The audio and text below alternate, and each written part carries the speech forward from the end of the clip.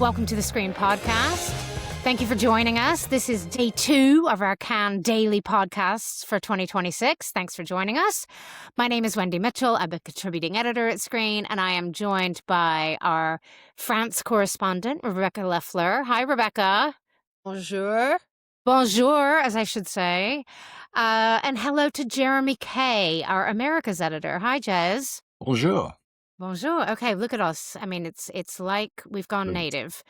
The festival is well and truly underway now. As we mentioned in yesterday's pod, buyers and sellers get here crazy early, starting with lots of presentations and things on Monday. But now the festival is officially opened. The market is officially opened.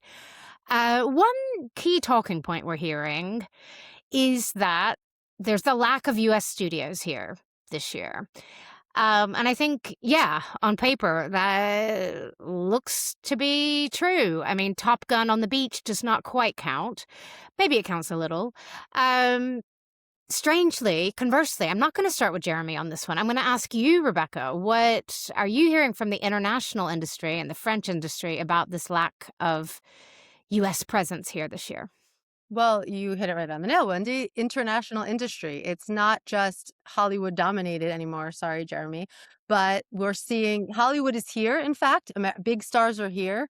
But Hollywood now is, you have a competition with, Renata Reinsve and Isabelle Huppert and Marion Cotillard. These are international stars, and the industry has changed. And even, Hollywood, if you want big names, there are big names. James Gray's Paper Tiger, it'll be Adam Driver, and you'll have Jeremy can speak to this more. But you've got Fast and Furious coming in, Cannes classics. What's old is new again, because we have the Fast and Furious, Guillermo del Toro. They're all coming for Cannes classics, and so Hollywood is here. It's just here in a different way. And even if you look to some of the big market packages, I mean, think about our Palme d'Or winning director Justine Triet, and now she's making an English language film with big international stars. So you have on all sides, Hollywood's here. Things have just shifted. Would you agree, Jeremy? Yeah, I'd agree. And by the way, I don't advocate for the American film industry. I write about it, but I love global film. And it's a cyclical thing. I was talking to some studio sources and they're saying, yeah, it's a cyclical thing. It's just the way it happens. But also it can't hide the fact that Hollywood is timid. And Hollywood has always been timid and always will be timid. And they're very acutely aware of perception. And if there's one iota of doubt that a film might not get the reception they want it to, they're afraid it'll scupper their promotion of the film and the eventual rollout. So they're playing it safe. But yeah, otherwise I agree with what Rebecca said. And hey, I think it's great. I think it's a great looking selection. Yeah, but it's very contradictory, because on the one hand, they're afraid of the response, which that really happens in competition, where I think it was Arthur Harari when I interviewed him, he has the unknown in competition, and he was saying, it's like you're naked. And so that's in competition, yet all of the directors want, especially in Hollywood, they want to be in competition. If they're not in competition, it's like competition or nothing. So on the one hand, they want to be exposed, but then they don't want to risk the bad reviews. And Cannes critics, they're brutal. I think that's what we're hearing about the Werner Herzog film, that it was offered a non-competitive slot and he didn't want that. Rebecca, have you heard about anything about Herzog or similar? Yes, we've been speaking every moment since I arrived in Cannes. No, but there's an example, Jim Jarmusch, he ended up going to Venice and did well there and walked away with a prize, and the film did well. And so, there is life after Cannes, but we're really feeling like, especially with the French sellers, that it's either Cannes ou rien, Cannes or nothing. And if you look this year, the ADEF, it's the Association des Exportateurs de Films. So it's part of the CNC, and it's basically all the French sales agents and all of the European sales agents too. They released figures, and it's really fascinating, because I've been saying for months now, it's so French, the festivals, it must be world record. And in fact, there are 105 French projects. That includes, shorts and immersive content, and 69 films supported by the CNC alone. And in terms of sales agents, 71% of the films in selection, in all the selection, Directors Fortnight, Critics Week, Official Selection, ACID, that's 71% of them are sold by French companies. That's compared to even 61% last year, usually around 50%. So it's not just in my head. There really are more French sales agents than ever. And they're more important than ever. I mean, I have so many filmmakers asking me all year round, should if I go with a French sales agent, will I get into Cannes? And it's like, of course, that's no guarantee. But hey, those odds are pretty good. So if you're trying to decide. Right, but just jumping in on the Werner Herzog, I have heard out there that it might be going to Venice, and We'll see him there. yeah, we'll see him there. And by the way, there's plenty of American talent, as Rebecca said at the top. And looking outside of competition, also you've got someone like Jane Schoenbraun, who I think is one of the most exciting filmmakers out of the States. And their film Teenage Sex and Death at Camp Miasma is opening on September Regard. And what's wrong with having a little bit of let's have some new American talent rising through the ranks and really showing themselves on the world stage. This is a perfect forum for them.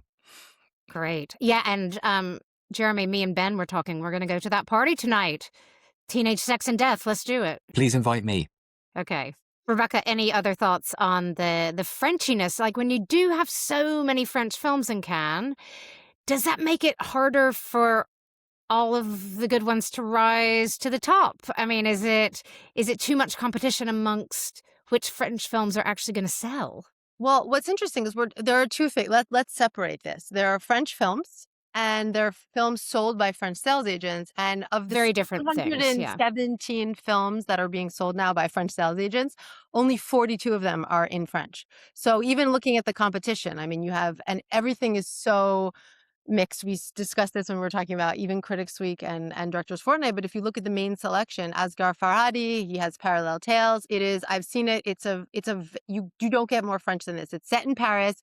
Isabelle Huppert, I mean, Catherine Deneuve, it's so French.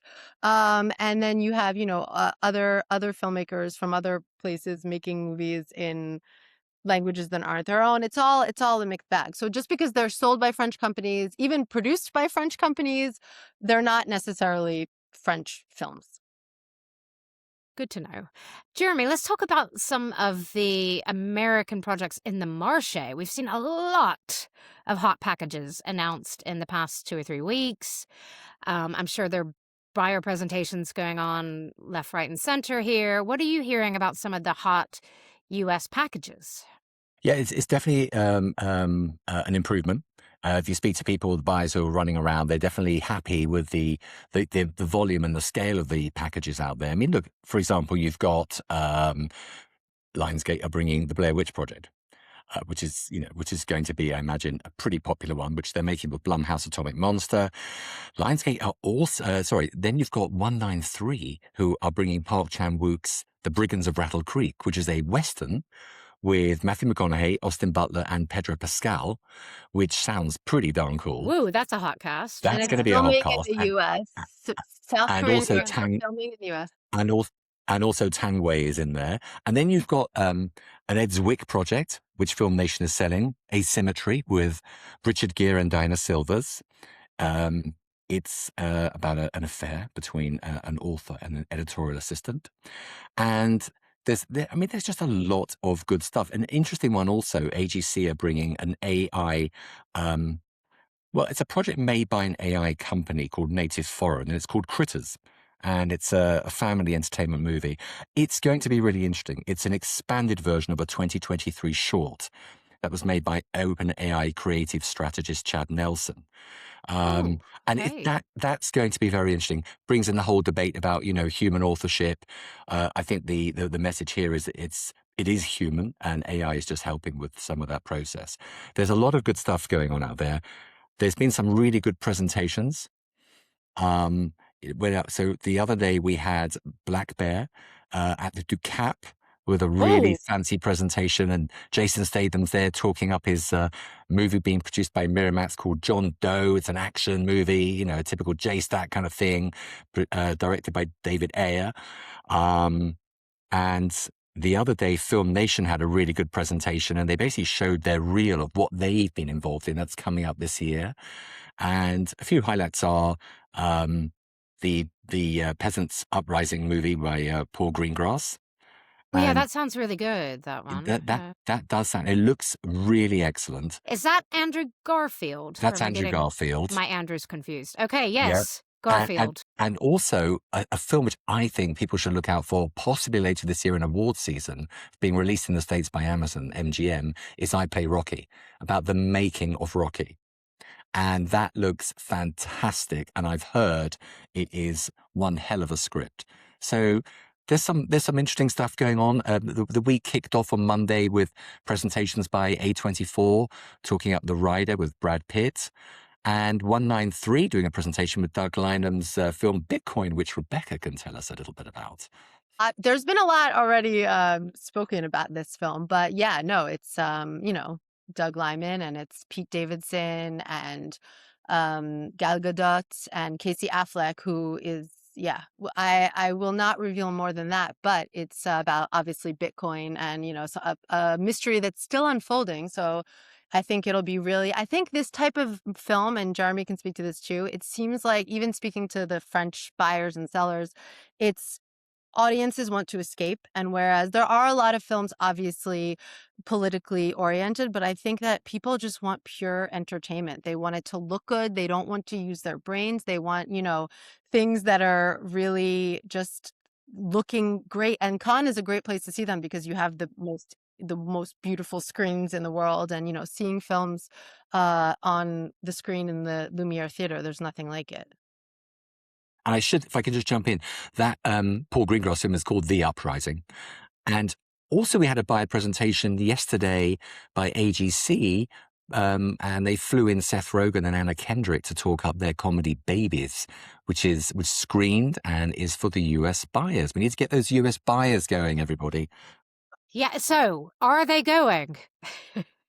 Remains to be seen. I mean, as we said at the top, there's a lot of the studios have stayed away, but if you look at the actual composition of the competition, a lot of films already have distribution.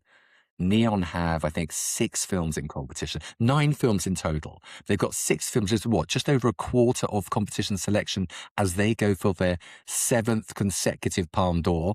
Hopefully we're not jinxing it, but let's just put it out there. They've got Come to be on, thinking Tom. about this. Go Yeah, for it. they've got to be thinking about this every day. And, other films are spoken for too. Let's see, the US buyers are a really cautious bunch. That's not changing. And without getting too in the weeds, that whole lack of pay one partners is not helping them put up the old MGs and paying for the films when they want to put down an advance. There's a few new companies on the scene, and then there's others that, maybe are a little bit quieter than they were in Toronto. Like I'm talking about you, Roque, Yeah, I who was going to bought. say, do you think that could have a chilling effect? Because Roque was coming out, great guns, we're buying, we're here. And then, they are retreating a lot, might be the nicest way to say it. We don't quite know how bad things are there. But do you think that scares the other new distributors, like 1-2 Special or Sumerian's another new one? There's quite a few starting up, which are exciting. We want to be happy for the new distributors, but Yeah. are we scared for them? Well, we wish them well, but you've got to stay. You've got to stay in your lane. 1-2 Special know what they're doing. They launched in what was it, February 2025, and they bought 2 films in Cannes last year: A Poet and Urchin, Harris Dickinson's Urchin, and they're going for that kind of art house track, really cool films, and they've been buying really good films. And Roque are finding their way. They went in with art house films, and they're also trying to go for commercial films. And now what we hear is they're reorienting and just focusing on commercial films. So you've got to know what you're doing. And Sumerian remains to be seen. They picked up Josephine, which is a really good film that was in Sundance and Berlin. Let's see if they buy anything this year. Okay. Yeah. The same thing is happening in France with, you have all these independent distributors that are folding. And then you have new ones on the block. Motel is this new company that just arrived, but they're focusing on films specifically, as you're mentioning, like they're staying in their lane. Films for younger audiences. They're really going to be focusing on marketing. There's a profile coming in screen this week on Memento. They have Asghar Farhadi's. They produced it and also are distributing it. They just picked up Ira Sachs's The Man I Love in competition, and they have a long track record of their films actually are, auteur films, but they do really well at the box office, which we're seeing that, the French tradition of, well, we're just gonna have an esoteric film because no, now it's kind of, okay, we'll buy this, but we need to see that it's gonna actually reach some audiences in and outside of France. Well, for all the deals, seeing who's buying, who's not, stay tuned to screendaily.com. And of course, those print dailies that Screen's doing. Um, Anything you would like to mention that you're looking forward to in the next couple of days? That could be a film, it could be a kebab. Jeremy, anything on your radar that's coming up that you're excited about here? I mean, film-wise, it's not always so easy for us to get out the office. No, it's not. But, I mean, there's so much I'm looking forward to. I mean, Rebecca mentioned the Irish Sax film. I want to see that. I want to see the Pavel Pawlikowski film. I want to see, the Jane Schoenbraun film. I mean, really, and when we read our critics writing about these things and, hopefully raving about them, just makes you want to see more. So I'm excited about everything. And party-wise, I'm just going to go wherever I'm invited Yeah. and just try raise You a heard it here, glass, folks. meet Yeah. friends, and make friends, meet friends, and just hear what's going on. Rebecca, what about you? You have your finger on this pulse. Yeah, You're a so social animal. I think what's really exciting about Cannes, and I know it's so cliche, but we really don't know what's going to happen. I mean, all of these films, some sound great on paper, they're going to be terrible. Some sound, Anatomy of a Fall. I remember writing about that for months, and I was like, but what's it about? I don't really understand on paper. It doesn't set, what is the plot? And then it takes off. And so I think what's really exciting is that we don't know. And there are going to be definitely big surprises. And probably when, we're on the Screen Pod ahead of the Oscars, and we're like, remember in Cannes when we never heard of that film? And then all of a sudden it came onto the international stage. Personally, I'm thrilled because, and this is really interesting. And I'm even hearing about other projects in production and in development. There are so many films, I count at least 5 about World War II, Holocaust era. I wrote my college thesis on that topic, but there's, Delia Toy's When the Night Falls. You have Moulin. That was one film that I don't know, Jeremy's mentioning. I don't know. I don't care if I'm tied to the desk in the office. I will find a way to see this film. That's the Laszlo Nemes. Laszlo Nemes. Again, Hungarian director making a French language film about a very French topic, the French resistance, and a French resistant hero. There are so many. There's Emmanuel Mar, who's in Notre Salut. He's in A Man of His Time is the English title, in Competition. And that's the thing. He's made other films, but we don't really know him. And this film is in competition. And so, you never know. Léa Misius is The Birthday Party, an auteur take on the home invasion thriller. There's a lot of that. There's a lot of auteur takes on, Arthur Harari. It's like a body swap, which when you think of body swap, you're thinking body swap thriller. You're thinking, oh, it's the only ones I've seen have been, fantasy, sci-fi, and this is very anchored in reality. So yeah, it'll be interesting. Great. For me, I've gotten into a secret press screening of the Jane Schoenbrunn later this evening, so I'll be looking forward to that.